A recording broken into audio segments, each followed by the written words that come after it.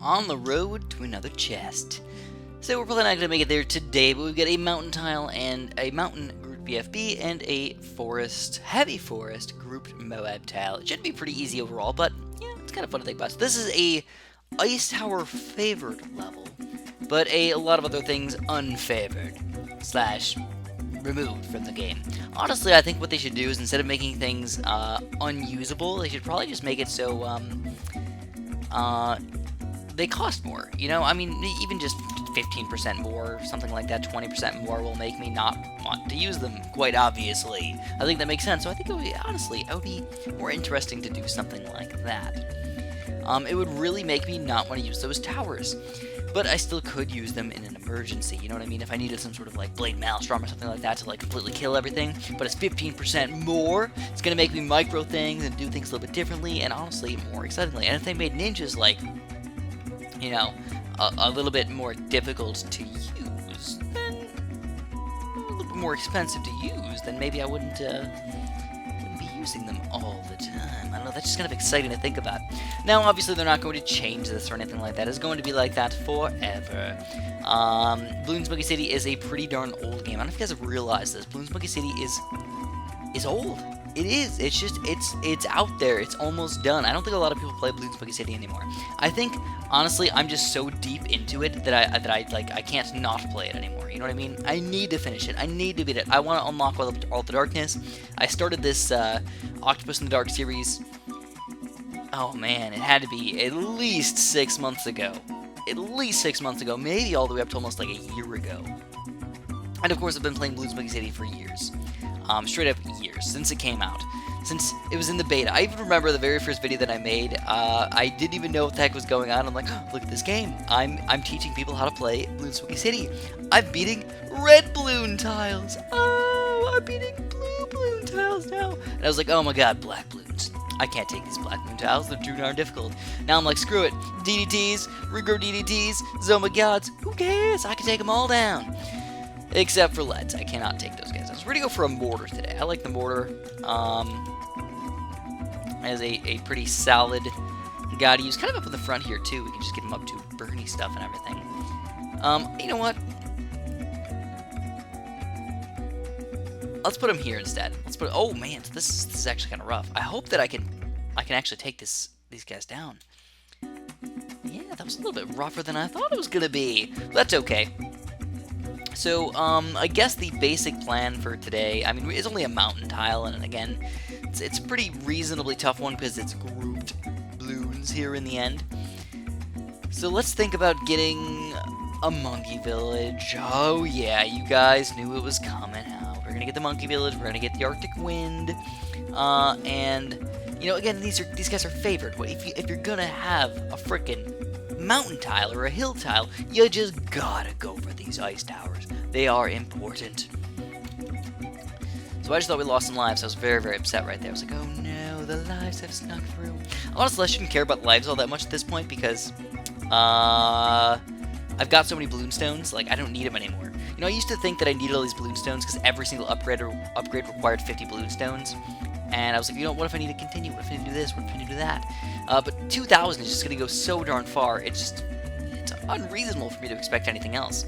So I don't know how the heck that thing got popped.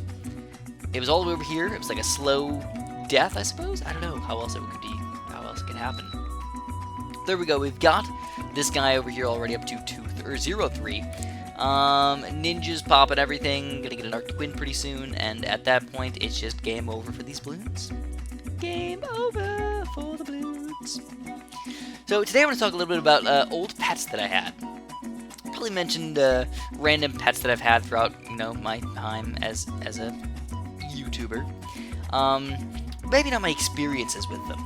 You know, I mean, I've had, oh my god, I've had so many animals growing up. I want to point out that I feel very bad that I've had so many different animals growing up, because that means I obviously kind of just didn't take care of them as good as I probably should have. It's the truth. I did not take care of my animals as good as I probably should have. But I didn't know any better. I was a kid. You know, that's just what happened when you were, like, that was what happened. I just didn't know. Oh my god, we took it down. Alright. So we need more Moab popping power. It's pretty obvious at this point. We've got everything else set up. Just get the popping power. You know, if a BFB pops out right now, it's like, what the heck are we gonna do, dude? Nothing. We're gonna die. That's what we're gonna do. So we're gonna get a couple of these guys in here. Come on, stupid Arctic wind. Do stuff faster. Now at this point, though, the birdie stuff mortar is kind of irrelevant. Like, do we even need him? I don't think so. But I need to make sure that these boabs get popped, which they do indeed. But now, I guess, you know what, it's not bad to have a birdie stuff Arctic wind combo. They work good together, you know, at the very, very least, at least he's popping the balloons faster. That's important. Popping everything faster makes my life smoother, makes my life easier, and makes me happier. Who doesn't want a happier Chris on their hands? So yeah, I had fish, I had dogs, my dad had fish, I had it wasn't a gecko, it was an anole, so like the cheap lizards that you could buy. I wanted a tarantula, but I never ended up ever actually having a tarantula. I had hermit crabs. Those were probably the worst pets that I had, the hermit crabs. They smelled, they were gross. Don't ever get a hermit crab. Seriously, they're just bad pets, and they get abused like crazy at hermit crab farms. It's just, no, just don't do it.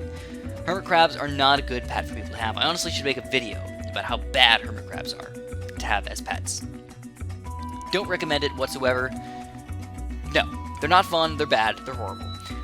There's not very many pets that I don't recommend. You know, obviously, if you're going to get any pet, I highly recommend that you take care of it. So here's the thing. When I was growing up, I didn't have the internet at my disposal.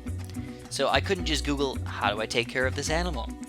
Right now, I have that ability to just Google whatever I need whenever I want to. What do I feed them? How do I take care of them? What should I put them in? What kind of substrate should I put them in? How big of a tank do they need? You know, all that stuff is pretty important to know when you're getting one of these animals. And again, when I was a kid, I didn't do any of that stuff. I walked into a pet store, I was like, oh, this lizard looks cool. Let's pop him in here with some of this stuff, and just, you know, it looks like he eats crickets. Let's feed him some crickets. And my animals lived for a reasonable amount of time. I would say that almost every single animal besides, oh man, I had a scorpion too. Alright, so, I have to say that quite possibly, the thing that I killed the fastest was probably my scorpion. I thought it was the coolest thing ever to get a scorpion, you know? I'm surprised my parents allowed me to get a scorpion, by the way. That thing, I killed it really, really fast. I don't know what I did wrong, though. I still, to this day, I don't really know what I did wrong. I felt like he stabbed himself with his stinger just to kill himself, to put himself out of misery or something like that. That's the only real thing that I can say makes sense to me. You know, I didn't have all bad experiences. I had fire-bellied toads for like 5 years, so those guys, I felt like, and they both died kind of at the same time, so I feel like it had to be some sort of old age, but I didn't do enough calcium dustings as I probably should have, and I think that they might not have had good calcium, and that might have, you know, led to some of the issues they had that, later in their life. But overall, I feel like I had fire-bellied toads, kept good care of them. I actually cleaned their tank quite often and all that stuff. I did a really good job taking care of those guys, and I felt like they were happy. I honestly would not mind getting another tank of fire-bellied toads. They're just fun to have. They really are. They're like half aquatic, half land. If you're gonna go for like an aquatic type of pet, or a half aquatic type of pet that you can keep in a reasonably small tank, he's kind of the guy to go for sure.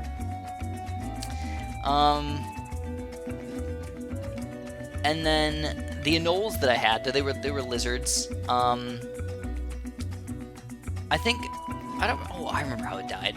Oh yeah, I think I only had one of them, and it ended up dying. It lost its tail. So here's the thing: those guys, they do lose their tail every once in a while, or they're supposed to lose their tail if they're getting like attacked by, you know, a predator. That's what they do. Like, that's their thing. They lose their tail, the predator eats their tail or whatever, and then they regrow a new one. So that's kind of a cool thing to do, kind of an exciting thing.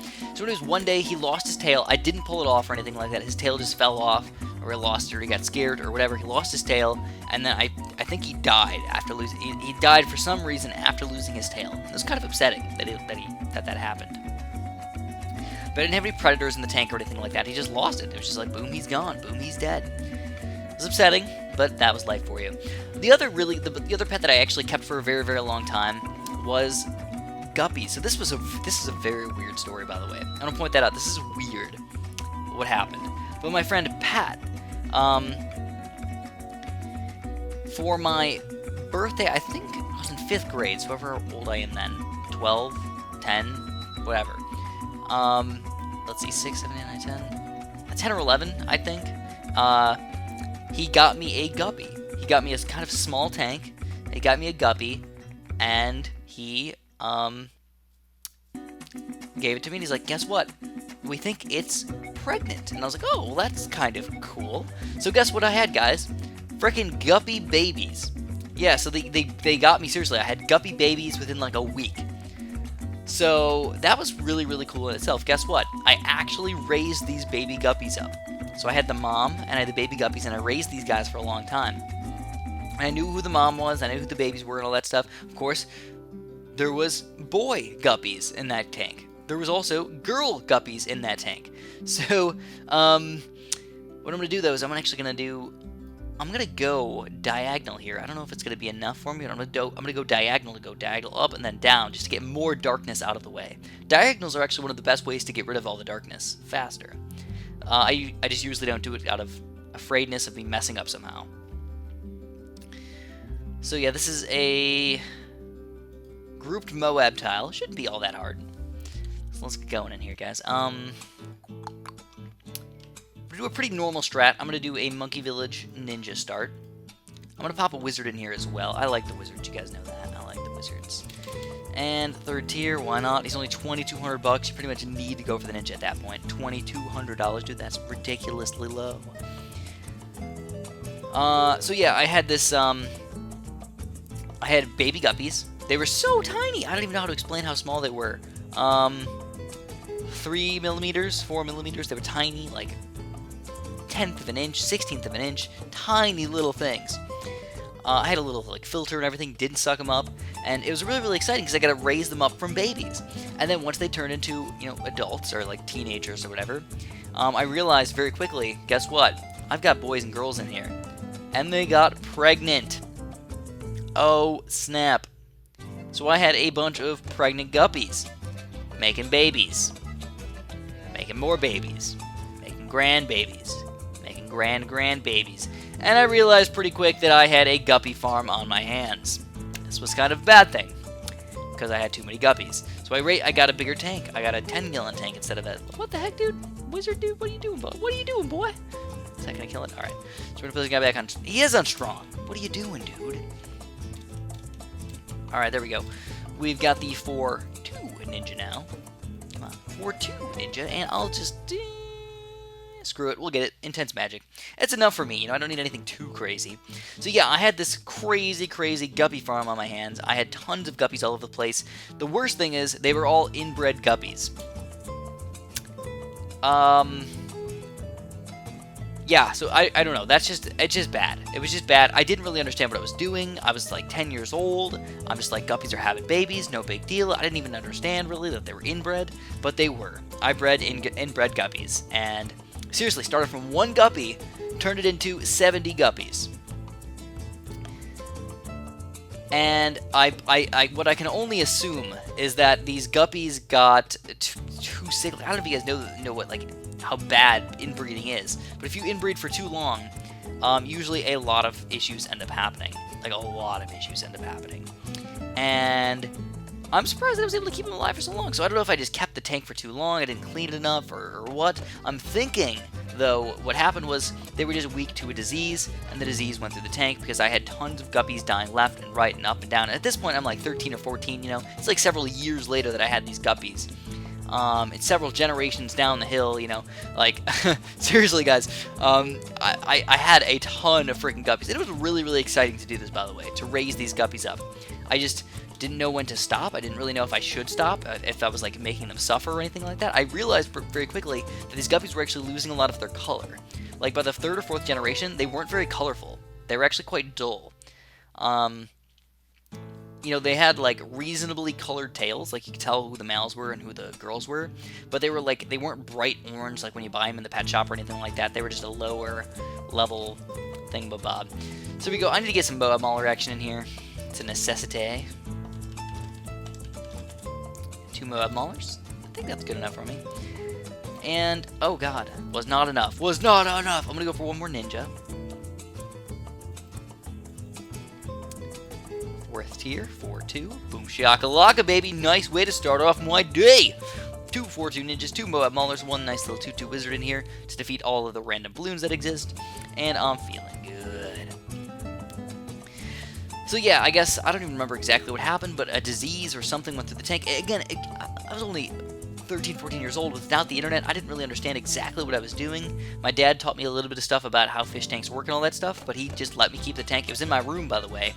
And I don't know if, like, I didn't do enough water changes. Maybe that's what happened. The nitrogen built up in the water or something like that. I honestly don't remember what I did wrong. But all the guppies ended up dying. It was very sad. It was seriously like, it was like within, I don't even know, 2 weeks maybe, all the guppies died except for like 2 or 3, and then those two or three that were left just like slowly just died.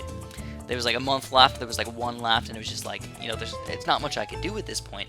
He's a solo guppy.